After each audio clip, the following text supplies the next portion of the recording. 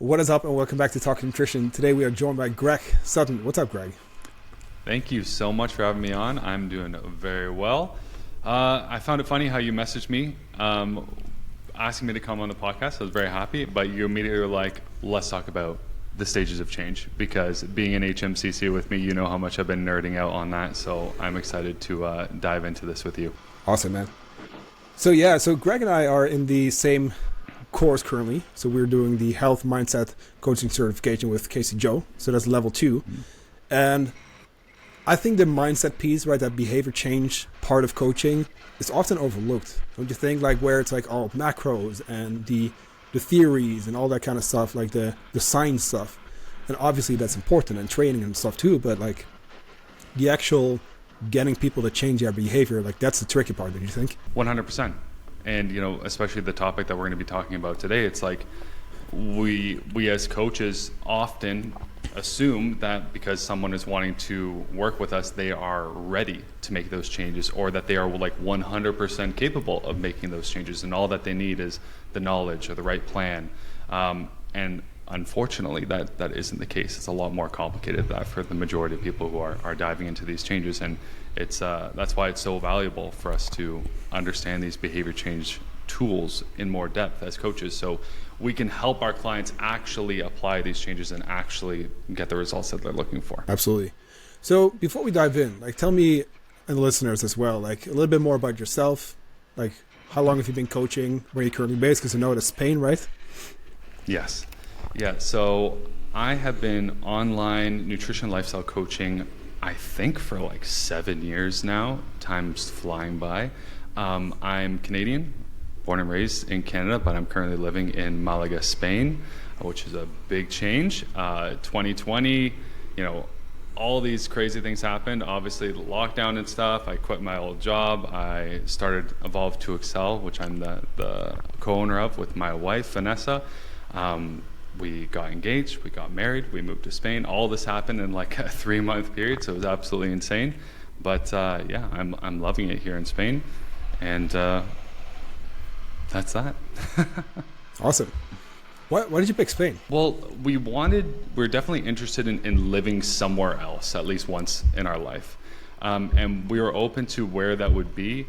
But my wife has her Italian citizenship, so that made Europe very, very easy for us. And we're like, okay, out of all the places where we're kind of interested in moving to, what culture, what language kind of makes the most sense? And we're really interested in learning Spanish, so based on that, we chose Spain. It would have been like Italy, Spain, or Portugal, but like we wanted to learn Spanish. Sick. Yeah, that's cool.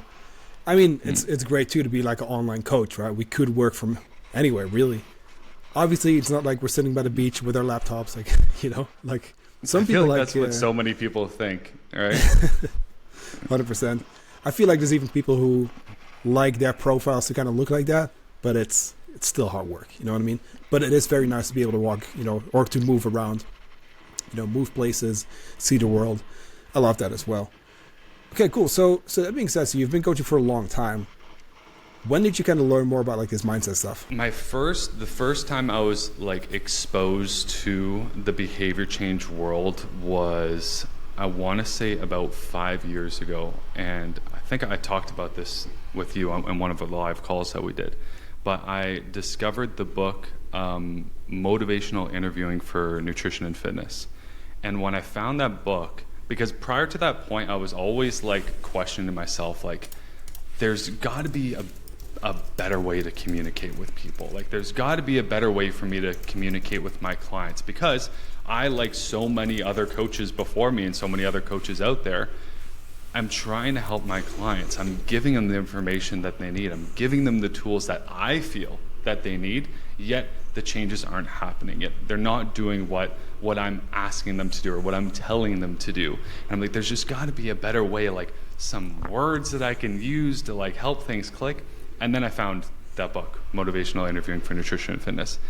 That was my first time like dipping my toe into the behavior change world. And even then, I didn't even know that was like behavior change. I didn't even know what behavior change was. At that time, I just knew what motivational interviewing was.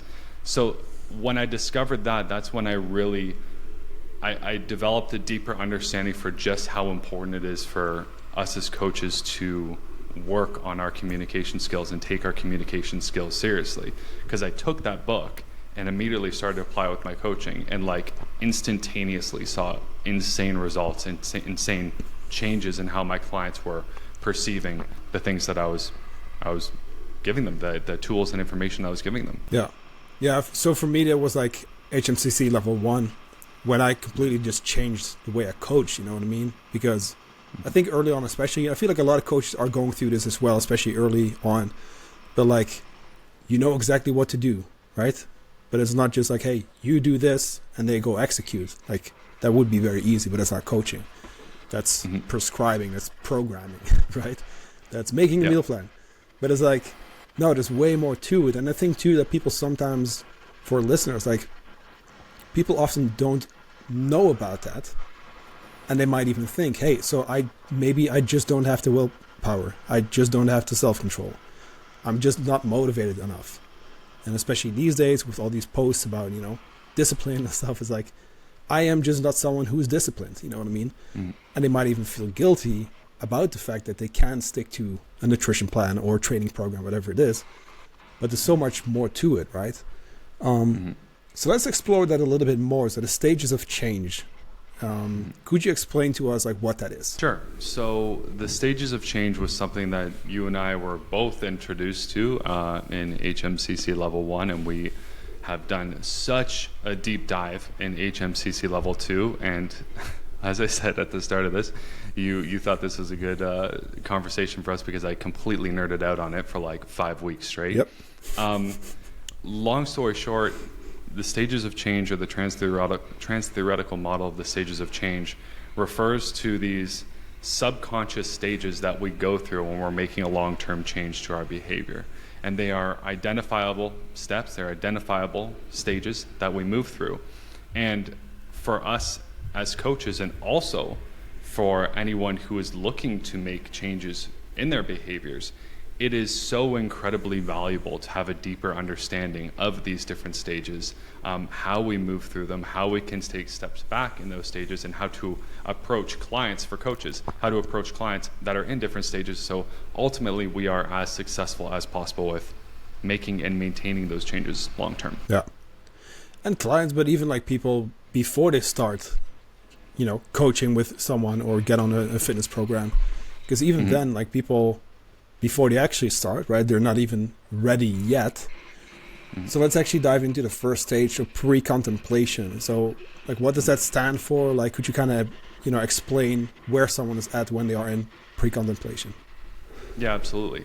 And what you said, just to take a step back, I think what you said is really important, because most people, and we're going to dive into all these different stages, most people, when they're making a change to their health and fitness and pursuing those goals, they do like the action model, right? Where they think that making a change just means acting, like immediately, like, and they go gung-ho, and that's why we see so many people going from 0 to 100 with their diet and lifestyle changes, and why people fail and fail and fail and fail over and over again, because they dove into such aggressive changes that they were not ready to make.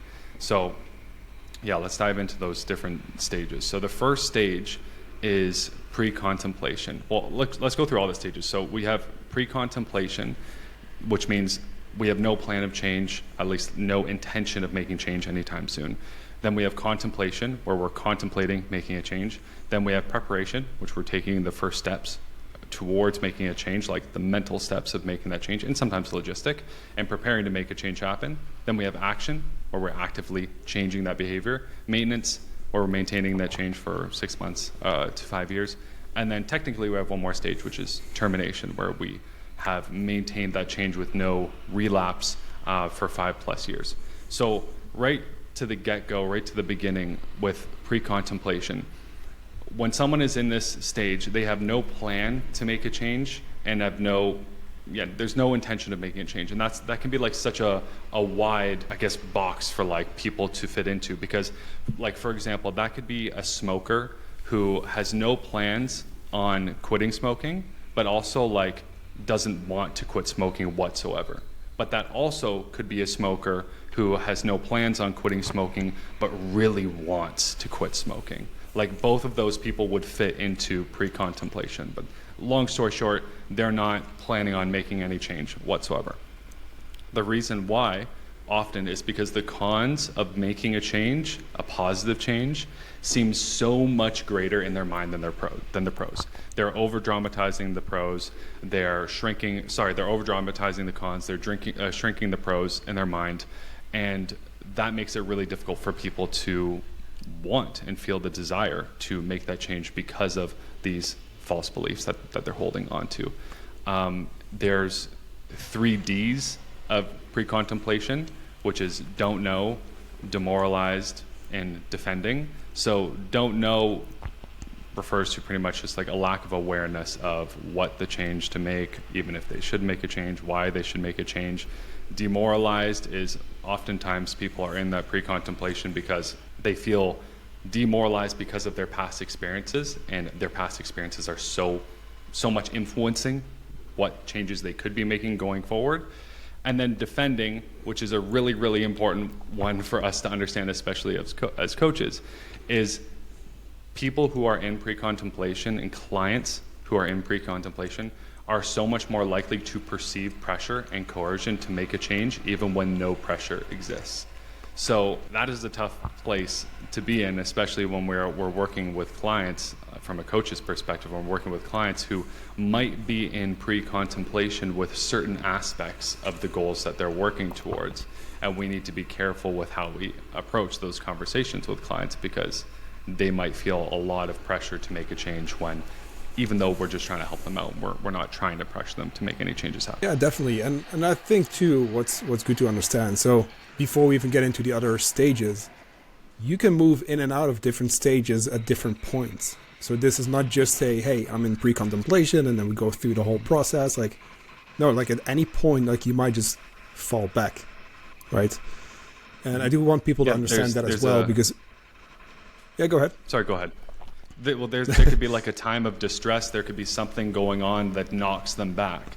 And then oftentimes when that happens, because someone can move through those stages and be in action and they are acting towards that change in their behavior, some distress happens, something happens that knocks them all the way back to pre-contemplation or contemplation, and people oftentimes feel like, I failed.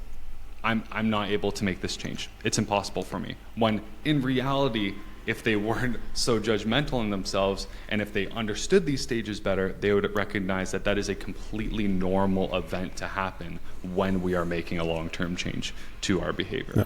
And the other thing that's important to notice, and I was kind of like touching on this from a coach's perspective, like every individual behavior that we're trying to help our clients change in pursuit of their goals, you are going to be in a specific stage for each one of those individual behaviors. So a client might start with us and be like, I want to make body composition changes happen. I want to drop body fat. I want to feel healthier. I want to be fitter.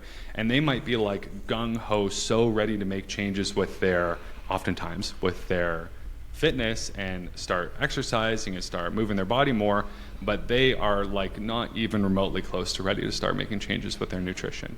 And that is totally normal too. And we need to know how to approach each one of those individual behaviors in a different way. So again, the client doesn't feel pressured. Yeah.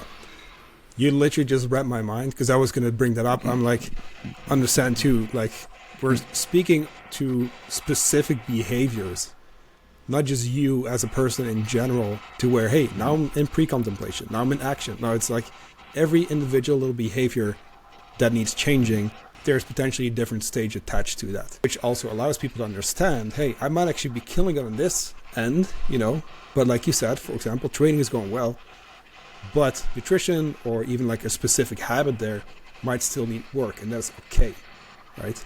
You use the example of smoking. That was me a long time ago now, but like before, like I really wasn't planning on quitting. It wasn't even a thought, I kind of knew that it was unhealthy for me, that I should quit at some point, but I had no plans of doing so, And then obviously, like with time, you start to realize the pros and cons, and then, you get through those stages to where now I would say I'm in like termination. You said right after maintenance, like that's not even a thought anymore. You know what I mean? Mm-hmm. And that's pretty much how you know that you're in termination, right? Because it's like, yeah, that is such a cemented part of who you are, and also like without going down a different rabbit hole, it's now kind of like a part of your identity that you are not a smoker. So it's that much easier to maintain that behavior long term. Yeah.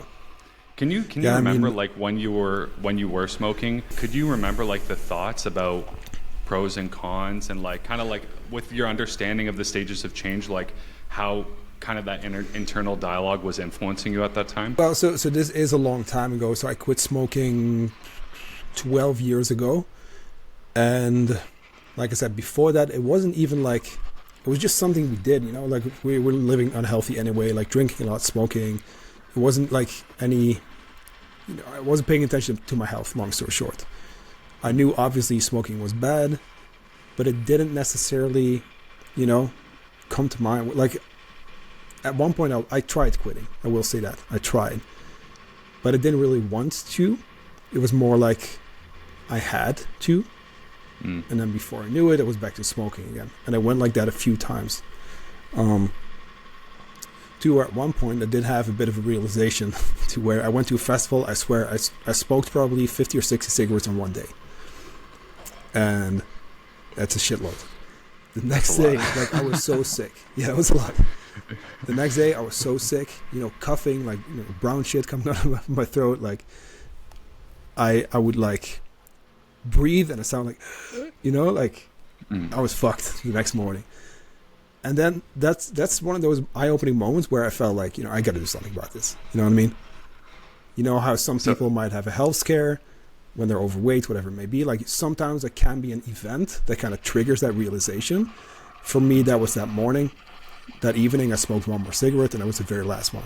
So for me, like, that was that moment where I now saw the pros and cons better, I feel like, even though I didn't think about that. But, like, I now saw, okay, this is actually, like, bad for me. Like, I got to make a change here, I'm unhealthy, I don't feel great.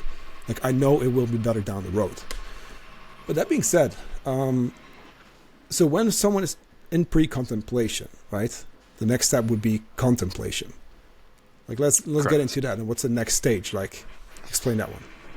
Yeah. So the next stage is contemplation. So goes kind of self-explanatory. We are now contemplating making the change. So going from pre-contemplation to contemplation is the biggest leap that you can take in the stages of change. And that kind of makes sense based off of what I was saying before, because someone could be in pre-contemplation, have no intention of making change, and like not even wanting to make a change.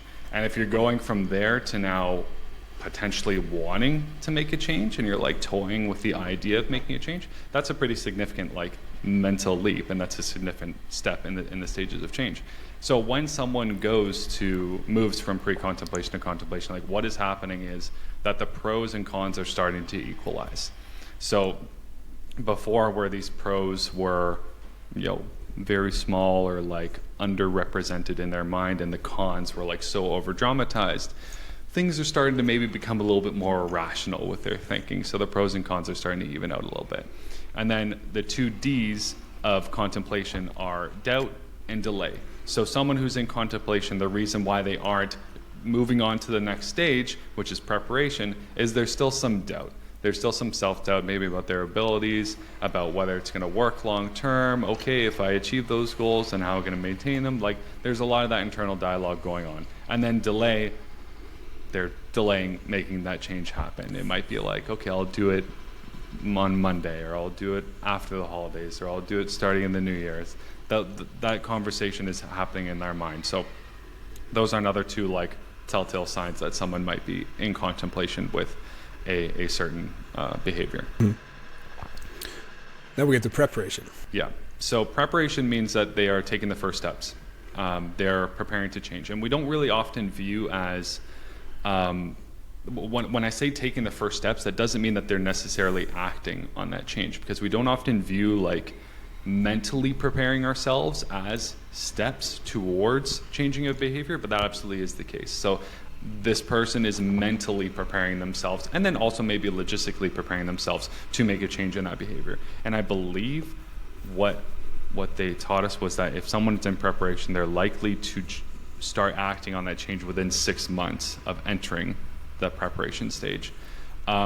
and they're ready to start making some changes happen because the pros are starting to increase and the cons are starting to decrease. So we're starting to get into the, okay, this seems like a good decision that I'm wanting to make. What are some things people would do when they are in that stage? What are before actually taking action? As far as what could they do to start moving them towards? So basically, beforehand, people aren't necessarily ready, or they're not even thinking about making a change. Now they're getting closer to taking action. What are some characteristics there? Some examples, for example. Okay, so in the health and fitness world, it's maybe I'm starting to scope out what gyms I'm going to go to. Maybe I'm going on Instagram. I'm starting to look up Johan or Greg on Instagram, someone to help me with my nutrition and stuff online. They're scoping things out. They're starting to get a feel for, maybe is this possible? How could I make this happen? And they're really starting to imagine how they are going to make those changes happen. Again, mentally preparing themselves. Maybe they've already made the decision that they are going to make that change, but they're still kind of building that steam to pull the trigger on that new behavior. So they're logistically preparing themselves, they're mentally preparing themselves, they're toying with the idea.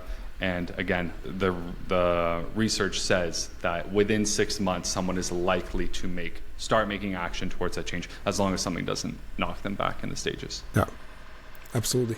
Because remember too, as we're going through this, once again, people can get back into other stages, previous stages, at any point, right? Mm-hmm. But okay, Now we go from preparation into action, and this is what I feel most coaches and PTs online especially are mostly focused on, is taking action. And I'm a little guilty on that too. I do speak to taking action quite a lot. I meet my clients where they're at, but when it comes to online things, full transparency, I feel like I should still do a better job. And I'm actually preparing some content for that as well to, talk about this stuff and get people through those stages and explain to, hey, you might not yet be ready, but here are some things you can do. We talked about the pros and cons and stuff. But that being said, action. I feel like this is probably the most obvious one, but let's break it down. Yeah. I mean, there's not too much to say here. When someone is in action, they are actively making a change to that behavior. They are taking action. They're putting that work in. They're taking those steps, and they've already pulled the trigger. This is where they sign up. They go to the gym. They start tracking their food. They start drinking their water. They eat their proteins. This is where the actual, this is where people want to get to when it comes to getting the results, right? Yes, and kind of as you alluded to, the issue in the health and fitness world, and also in kind of just the health world in general, because this happens in doctors' offices all the time too, is that someone will approach someone for help with their health, with their fitness, with their nutrition, with their training, whatever. And understandably, from the get-go, that person who they're hiring to help them goes, boom, here's the plan, jump into action, pull the trigger, do it. And it seems maybe a little crazy, seems a little strange, but so often people will reach out to someone for help. They'll start working with someone like an online nutritionist, or a personal trainer, or whatever, and they are not ready to take action yet. They have signed up with you, they are working with you, but they are not ready to take action yet. And a lot of the times when people are working with someone like that, and they've signed up, they've paid their dues, they've bought the membership, whatever, and then now they're not pulling the trigger, now they're not taking action, unfortunately, too often coaches, PTs, they see that person as being uncoachable.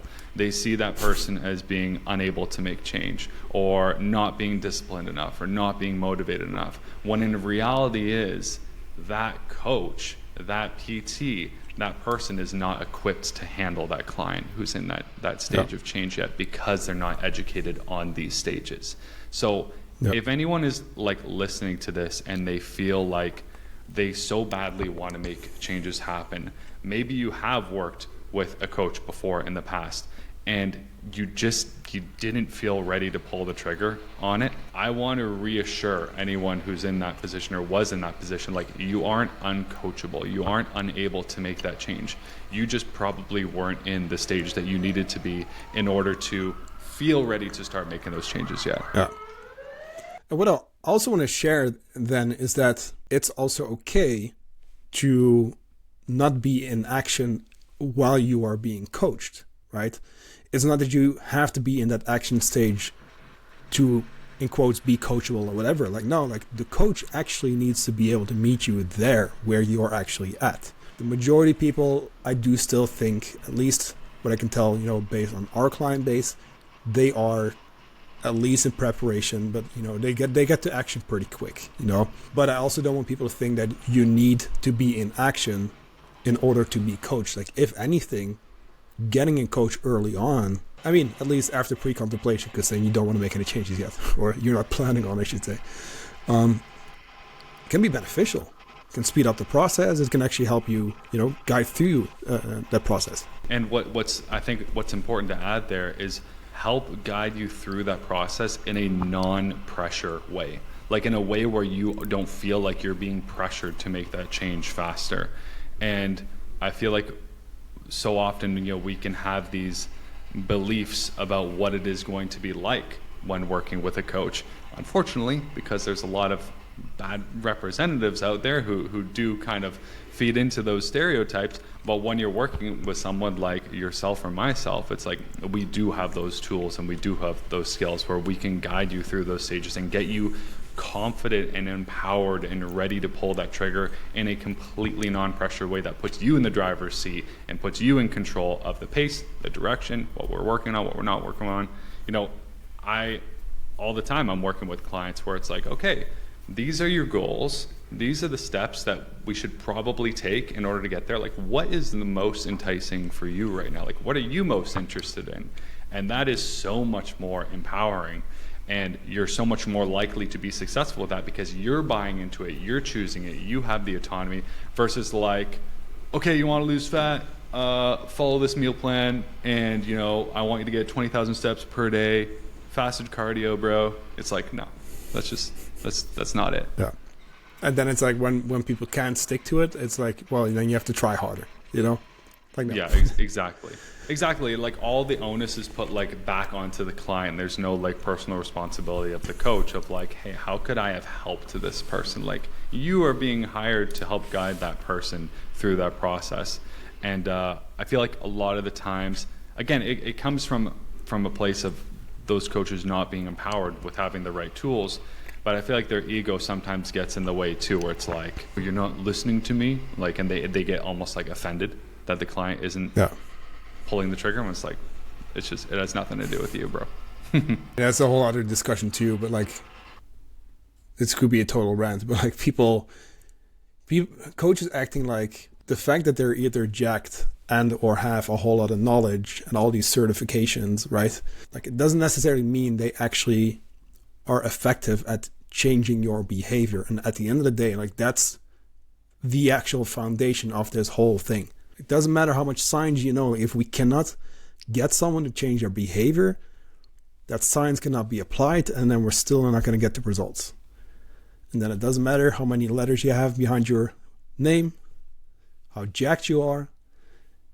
You can tell people to get more disciplined and, do it anyway without motivation. But like, at the end of the day, like, that's not actually going to work. Of course, there's people who need tough love every now and then. There's a lot of people who appreciate that, including myself. There are people who need to be kicked in their ass every now and then. But it's like, at the end of the day, that doesn't go for everyone. And at the end of the day, like, the actual like behavior change part, like, that's actual coaching. And I think that's way the right word here. People don't focus on that part enough, right? In terms of learning as a coach and in terms of actually exploring the psychology side of coaching. 100%. If I was someone who was struggling with their eating habits or struggling with their just whatever, health and fitness in general, like 1,000 times out of 1,000, I would rather work with someone who has like a very just like basic knowledge of nutrition and health and fitness, but has tons of behavior change and like the tools to help me change my habits. I would much rather work with someone like that versus someone who literally knows everything about nutrition and about weight training, about everything, but has no behavior change tools. Because when we're looking to make changes to our exercise and our activity or our eating habits. It's like we need to know how to change someone's habits. If you don't know how to change someone's habits, you're not going to be very successful at helping someone make long-term changes to their nutrition. Yeah, and again, I mean, like people also often very much know they want to make a change, and that they should be doing all these kind of things. So telling someone to just be more disciplined and you just have to try hard, like it just doesn't work. You know what I mean? Yeah. But let's actually explore the in quotes, maybe not final, but like close to final stage in the stages of change, maintenance. Yep. So when someone is in maintenance, they have maintained that change in their behavior for 6 months to 5 years. So long time. It's pretty well stuck. They're doing an awesome job, even if it's at the lower end of that spectrum. They're maintaining it for at least 6 months with no relapse to that behavior. And then, as I said, it's pretty. I don't really know what else to say besides that. It's pretty short description there of maintenance.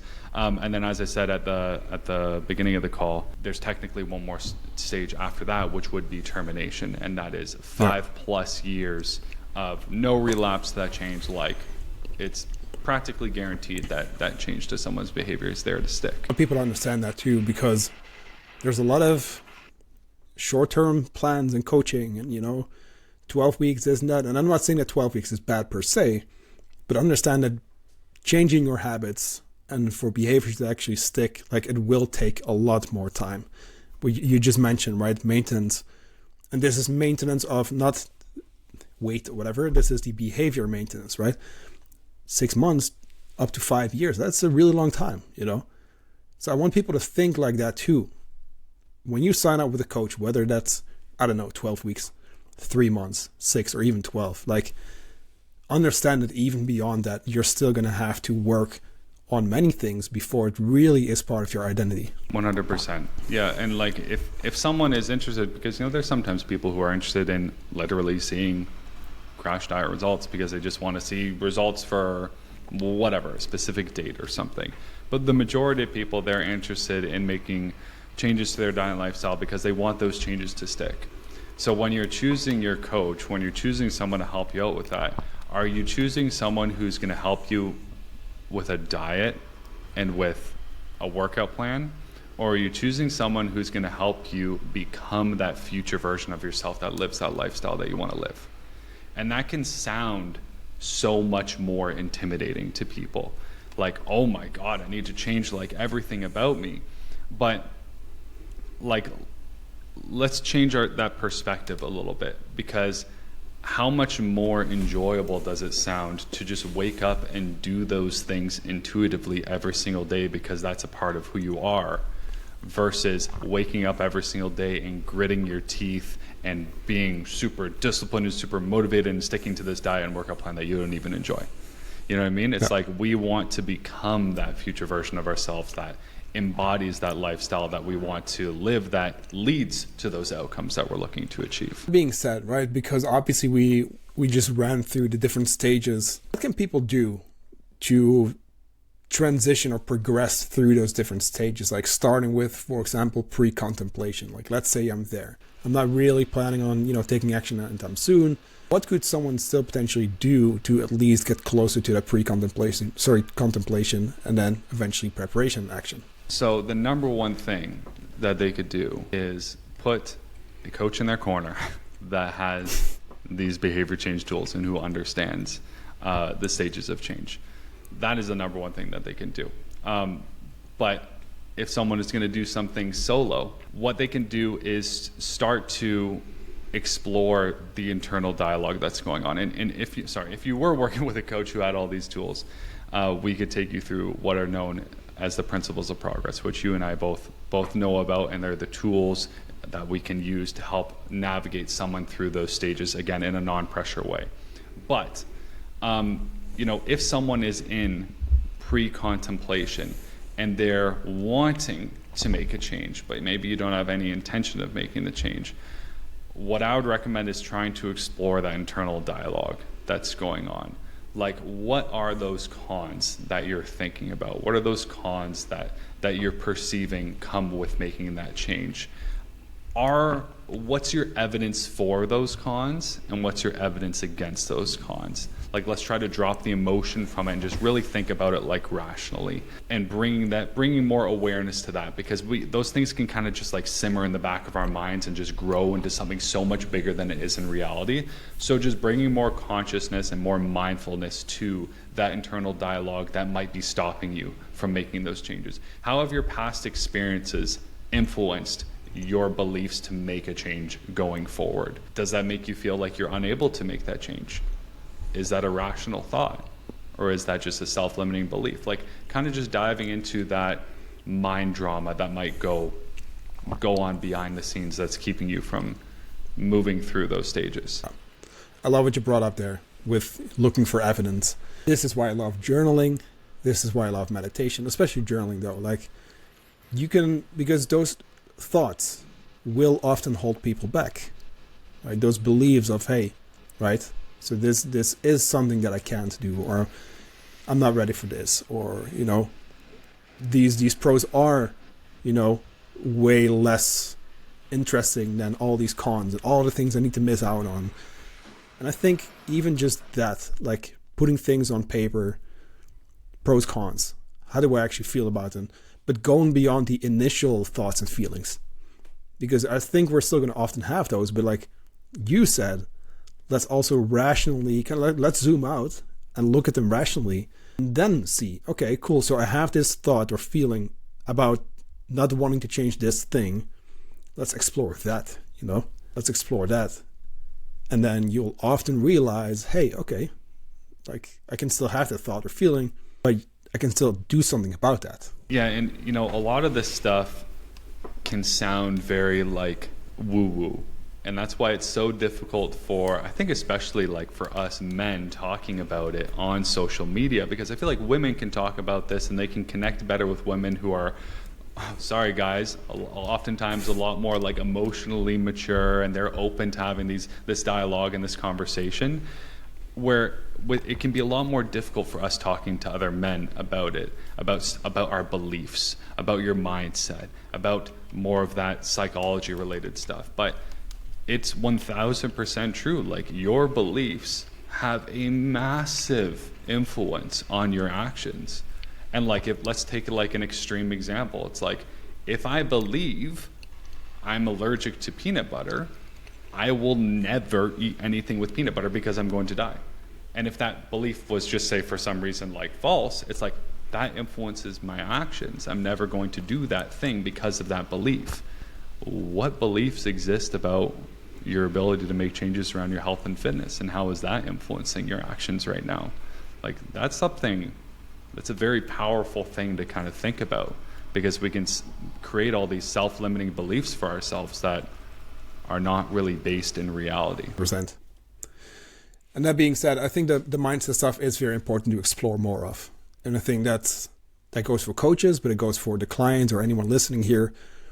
I know, like you said too, right? It sounds a little woo-woo, but like, I mean, there's a lot of research on this, you know?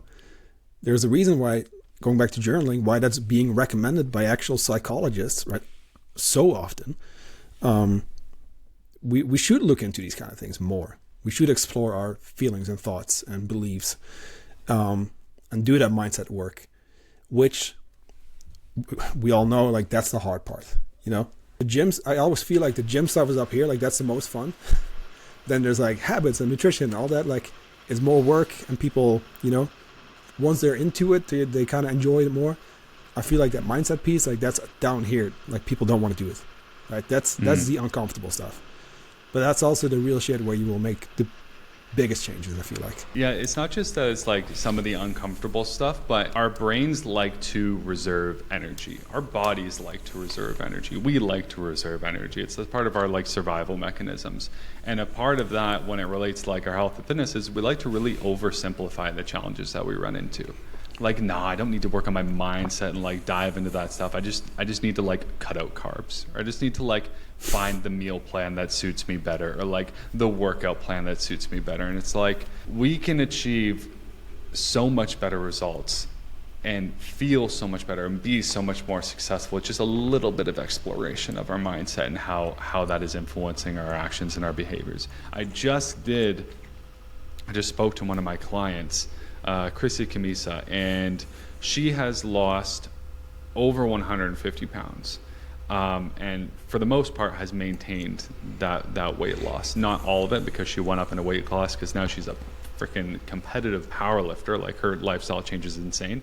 And I was just talking to her and asking her, what was like the biggest change? What was the biggest change that led to those results, and also the biggest unexpected change? And she said, easily, without a shadow of a doubt, it was the mindset shift. And that's coming from someone who literally cut her body weight in half. That insane physical transformation, insane transformation of her lifestyle, of the life that she lives. And she says the biggest change was to her mindset, because that change led to all of those physical transformations and all of those results that she saw later on. That.